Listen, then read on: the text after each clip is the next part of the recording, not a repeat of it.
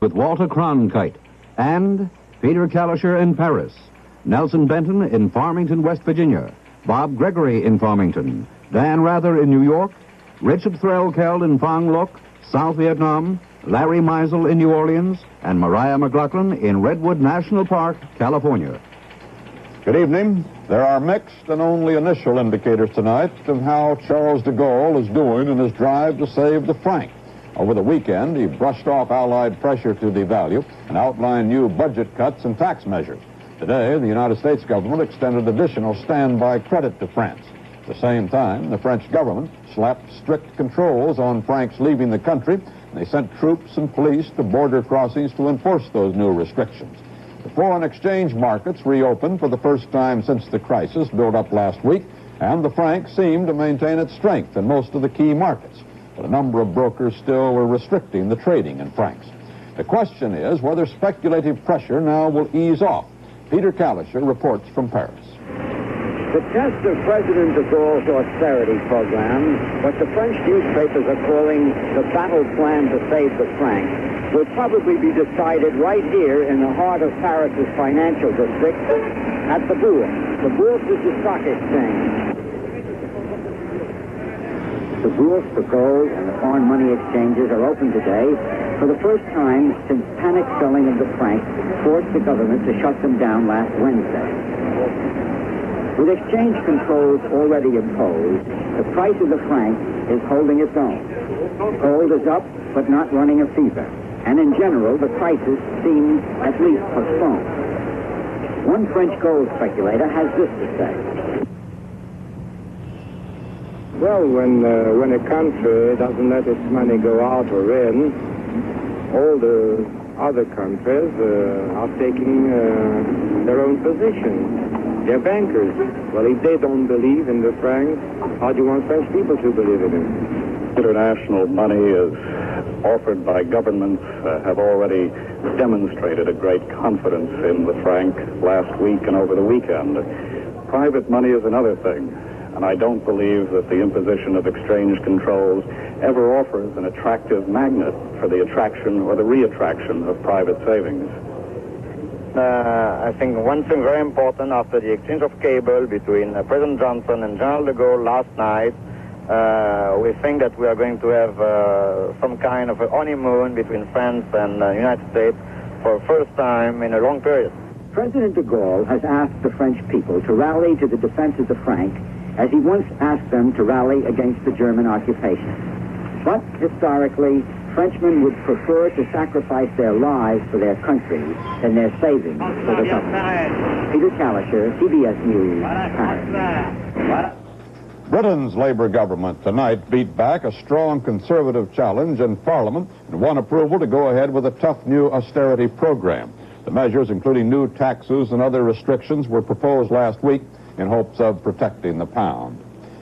Despite the international crisis, prices closed higher on the New York Stock Exchange today. The volume was 14.5 million shares, and the exchange index rose 12 cents. Experts agree that this international monetary crisis is far from over, since it involves not only economics, but such things as national pride and the mysterious psychology of the money speculators. The free world operates through a delicate system of exchange rates based on the dollar, and first worked out at the end of World War II at Bretton Woods.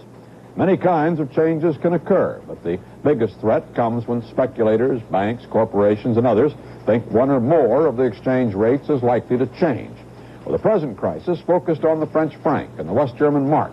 On the big exchange markets this fall, where money is viewed as a commodity to be bought and sold for profit, there's been concern over both the French and German economies for opposite reasons. Inflation hit the French badly following student and worker unrest earlier this year. More goods were being imported than exported, so money was flowing out of the country. Germany, on the other hand, was exporting far more than it was importing and taking in huge profits. The trade figures and other indicators fed the belief that the German mark actually was worth more than its face value and might be increased in price. At the same time, it appeared the French franc might have to be cut in value. Well, speculators and others then began dumping francs, fearing a loss, and buying marks, hoping for a profit. The Bank of France had to use its reserves to buy up all the francs before they dropped below their fixed rate of about 5 to the dollar. The problem was then twofold: stop the frantic buying and selling of the two currencies, and convince the rest of the world that steps would be taken to change the French and German economic situations.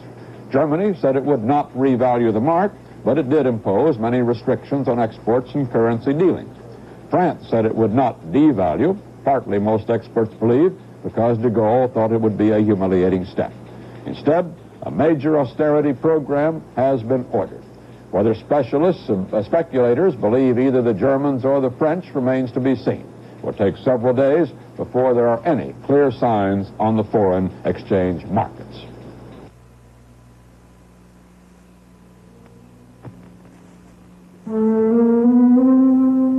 It used to be, lady, you had no rights. No right to vote, no right to property, no right to the wage you earned. That was back when you were laced in, hemmed in, and left with not a whole lot to do. That was back when you had to sneak up to the attic if you wanted a cigarette. Smoke in front of a man? Heaven forbid. You've come a long way, baby, to get where you got to today. Introducing new Virginia Slims, the slim filter cigarette for women only, tailored for the feminine hand. Slimmer than the fat cigarettes men smoke, with a kind of flavor women like. Rich, mild Virginia flavor. New extra long Virginia Slims in the slim purse pack. You've got your own cigarette now, baby. You've come a long, long way.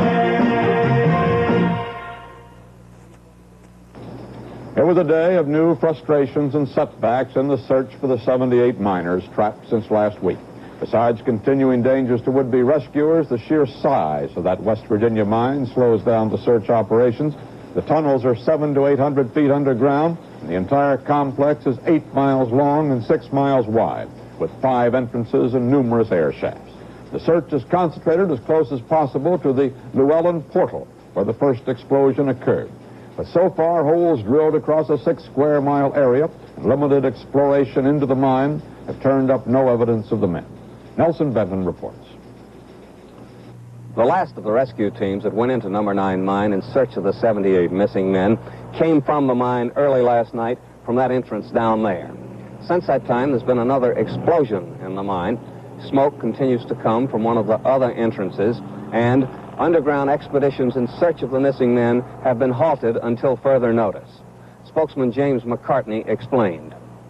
This decision has been made with the representatives of the public being the United States Bureau of Mines and the West Virginia Department of Mines, as well as by the United Mine Workers of America and the company. It is felt that it would unduly jeopardize the lives of the rescue teams to enter the mine for further exploratory investigation greater than has already been done. Mine Executive Adler Spotty was asked what else can be done. I don't think there's much else we can do. We're open to suggestions. We have received telephone calls, letters, telegrams, people offering suggestions. We evaluate every one, carefully consider them. We've had all kinds of them, from visions to scientific interpretations. We evaluate every one of them. So what is going on now are extensive drilling operations over various sections of the mine shafts. Boreholes that have the dual purpose of sampling the air below and trying to make contact with any miner who may still be alive. Bob Gregory spent the night at one such location. At 2 o'clock this morning, after 12 hours of continuous drilling, there was trouble. Encountering water at 500 feet in layers of sandstone and limestone, the air pressure rotary type drill caused production of a cement-like substance that the drill could not eject. But by mid-morning, the problem had been solved, and drilling continued toward the objective of 750 feet. The delay was particularly discouraging because it was here, at the so-called hole number 7, where the miners were considered to have had the best chance for survival. For at the time of the first explosions, they were more distant than any of the other miners and perhaps had time to barricade themselves. If so, they might be saved. But drilling is incomplete and contact has yet to be tried. Only then, sometime later tonight, will it be known whether many prayers in this community have received the desired answers. Bob Gregory, CBS News, Farmington, West Virginia. Late this afternoon, drilling was temporarily halted after failing to reach a mine corridor. New drilling's expected to begin late tonight. At least 8 servicemen with relatives trapped in the mine have received emergency leave to return home. The Red Cross says other requests, including some from Southeast Asia, are pending. In New Orleans, 3-year-old Brenda Macquar, accompanied by FBI agents, arrived home today from California after being kidnapped last week. Her mother talked to her by telephone last night as officials told of an auto accident that led to an end of the nationwide search. WWL-TV newsman Larry Meisel has the story in New Orleans. Brenda, don't cry.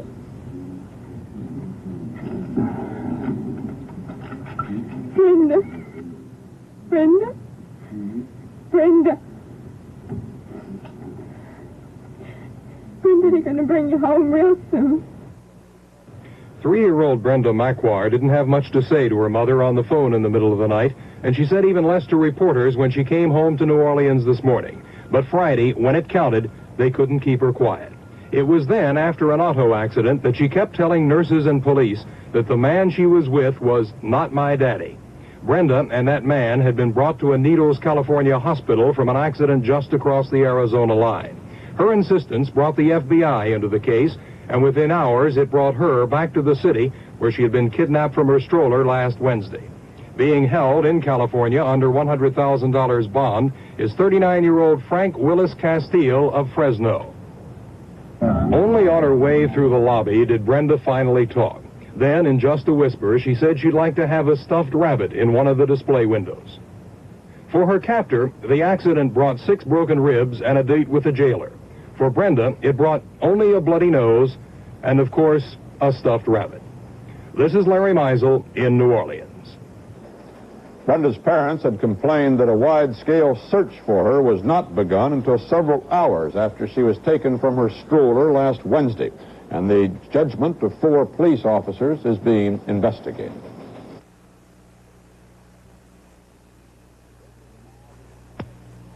This is an average American homeowner. And we at Continental Insurance had just borrowed his home full of average American furniture, which we're about to put on his average American lawn. Why? To show you that you own more things than you think. And in case you haven't noticed, things cost more than they used to. Food costs more, furniture costs more, houses cost more. You could never replace all this for what it cost you. So a fire or some other disaster could become a financial disaster, too. A Continental Insurance agent can help prevent that. He'll help you figure out how much all this is worth now. And then he'll make sure high prices don't catch you with your insurance down.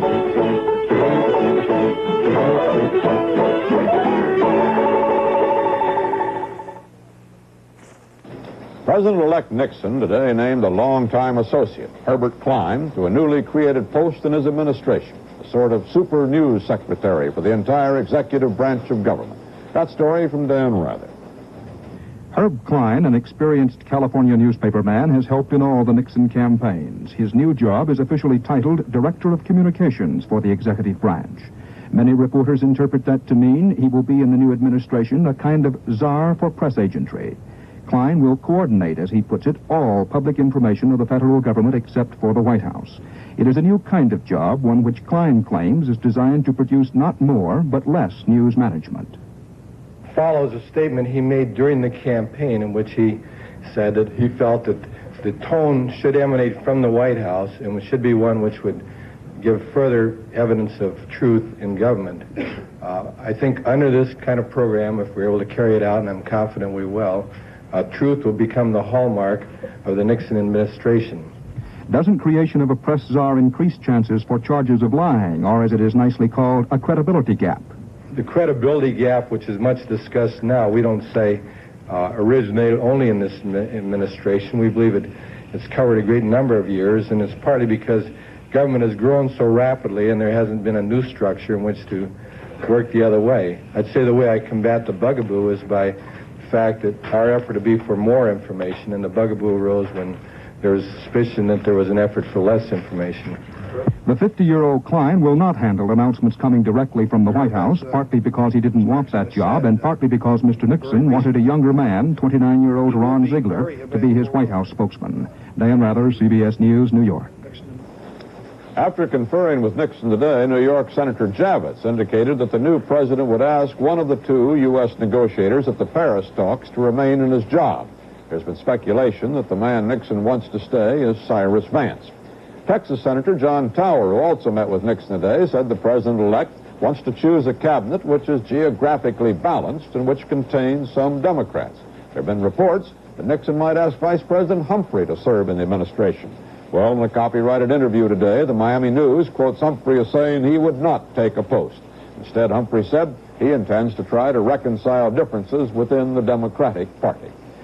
Senate Republican leader Everett Dirksen, who has suffered from emphysema for years, checked out of a hospital in Livingston, New Jersey today after a week of tests and treatment. And at a news conference, his first since winning re-election, he was asked if he expects any difficulty in working with the new Democratic Congress. Well,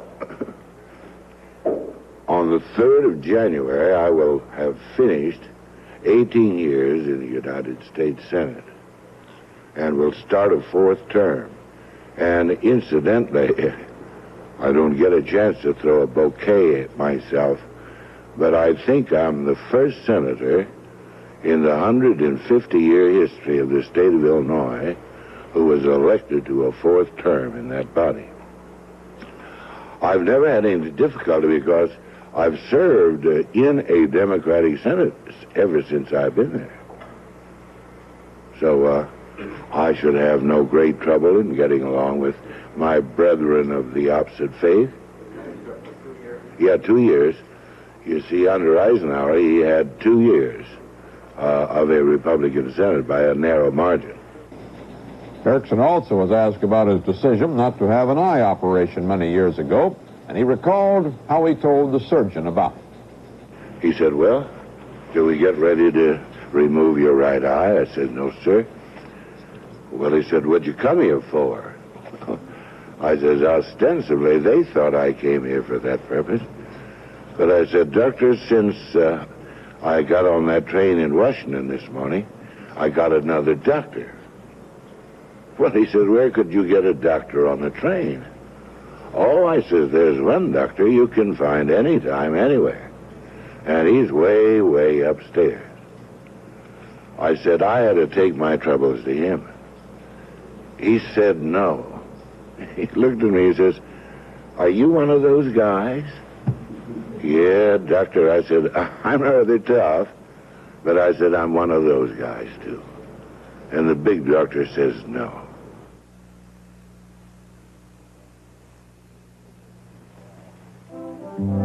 Fall.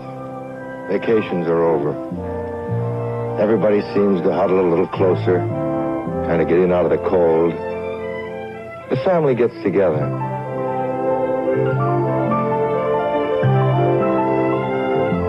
Grandma cooks.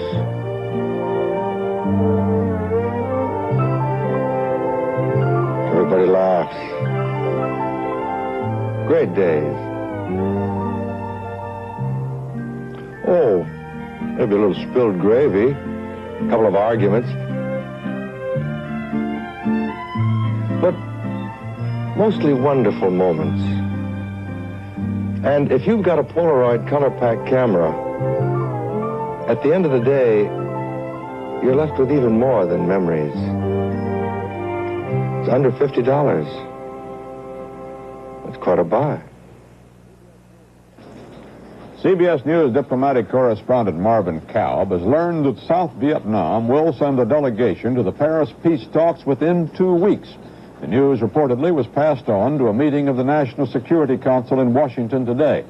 Kalb reports that a major factor in Saigon's change of attitude was an American pledge that South Vietnam would play a major role in the political aspects of the expanded negotiations.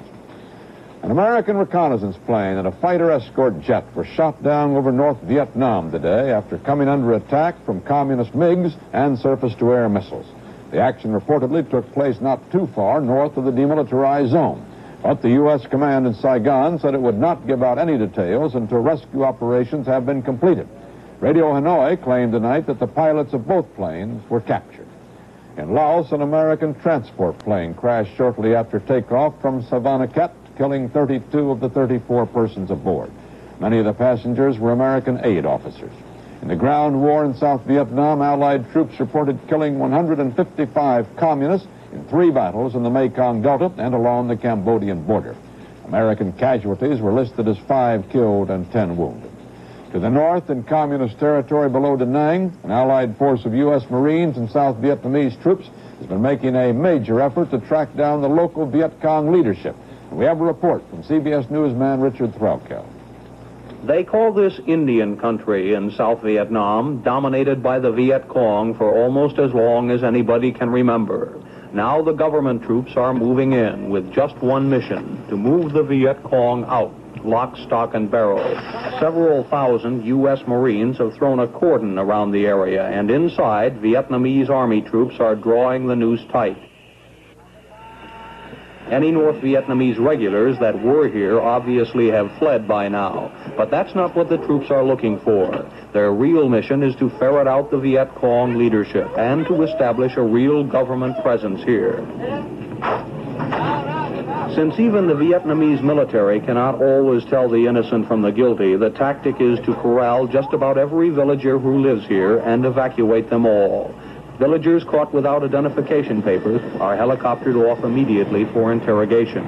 The rest are gathered together and trucked to a detention camp where for the next 2 weeks they will live in a tent village. After 2 weeks and a thorough sweep of their land, they will be sent back. The theory is by that time, the interrogators will have separated the Viet Cong agents from the rest of the peasant population. This sort of thing is not designed to win the hearts and minds of these South Vietnamese, and in fact, some of the military leaders themselves have some doubts about this evacuation tactic. Isn't this a little cruel, do you think, to take 8,000 people away from their homes for a couple of weeks? Well, initially, I thought so, and I guess many people have thought so. But it's been done before, not on this large scale, anywhere in this vicinity that anybody can remember. And no one that I've talked to involved in the operation can remember anyone quite this big anywhere in country. But many times on a smaller scale. I thought maybe you might make more VC, my initial thinking. And after reading everything on it, I still thought it might make more VC by taking a person away from their home, possibly against their will. After observing the people that were taken out yesterday, it appeared to me that they weren't too unhappy. And I asked my counterpart, Colonel Took, about this, and what did he think? Because he was a little afraid of the same thing. We might make more VC, agitate them, rub them against the grain. But he says, surprisingly, they don't look unhappy. Now, if we feed them well and take care of them well, give them shelter and proper facilities, he says, this may work out quite well. So we both feel much better about it now, and it makes me feel a lot better because to make more VC is more trouble. Like it or not, and they probably don't, a lot more of these Vietnamese villagers are going to get moved around before too long for political as well as military reasons. Because every new village the government can stake a claim on is that one more important bargaining counter when it comes time to sit down with the Viet Cong. And right now, Saigon needs all the bargaining power it can get. Richard Threlkeld, CBS News, Phong Luc, South Vietnam.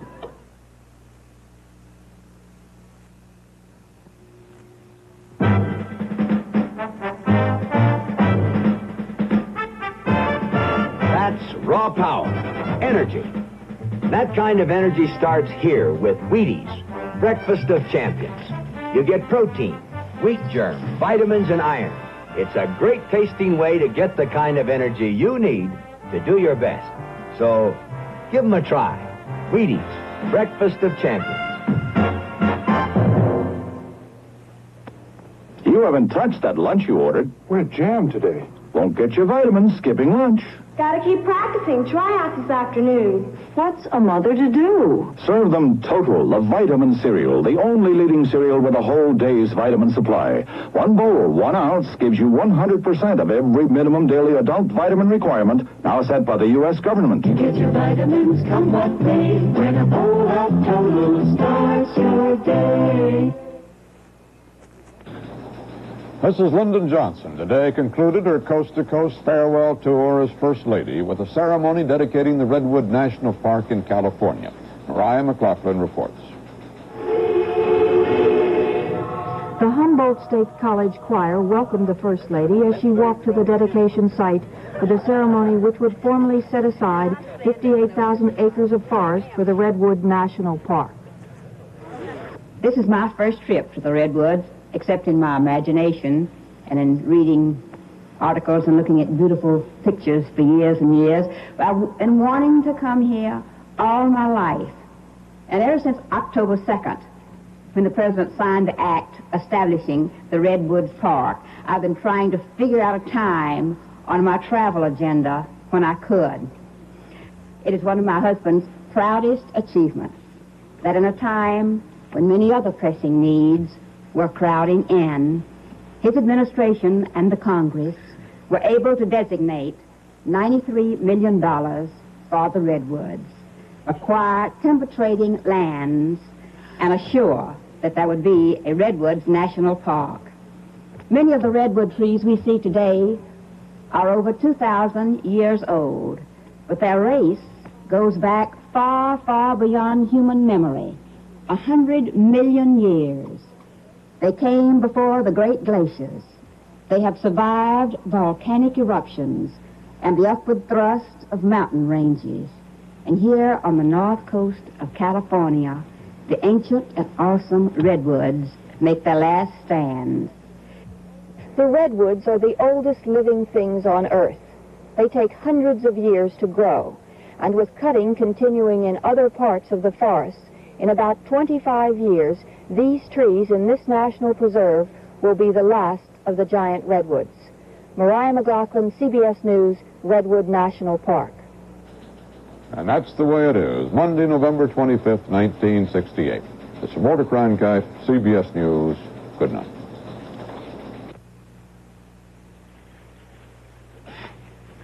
This is a report on a new advanced fluoride toothpaste. New Colgate with MFP. It is a report of clinical tests made on hundreds of children and documents the effectiveness of Colgate with MFP in reducing new cavities. A summary of this Colgate report is available free to any parent who wishes it. One of the mothers who read it is Mrs. Virginia Edwards. I've read the summary, and it shows the results of tests made on children in Australia, Europe, and the United States. It's pretty clear to me that new Colgate with MFP was shown superior to the best-known stannous fluoride in reducing new cavities. I'm convinced it'll really help, and the children all like its taste. Write for your free copy of this summary to Research Center, Box 20, Mount Vernon, New York. Ask your dentist about new Colgate with MFP. Direct from our newsroom in New York, in color, this has been the CBS Evening News with Walter Cronkite. Tomorrow night on 60 Minutes, Mike Wallace will be talking to Senator Ed Muskie about his running for the presidency in '72, and Harry Reasoner will be dining with America's Gourmet Craig Claiborne. That's 10 p.m. Eastern Time, 9 Central.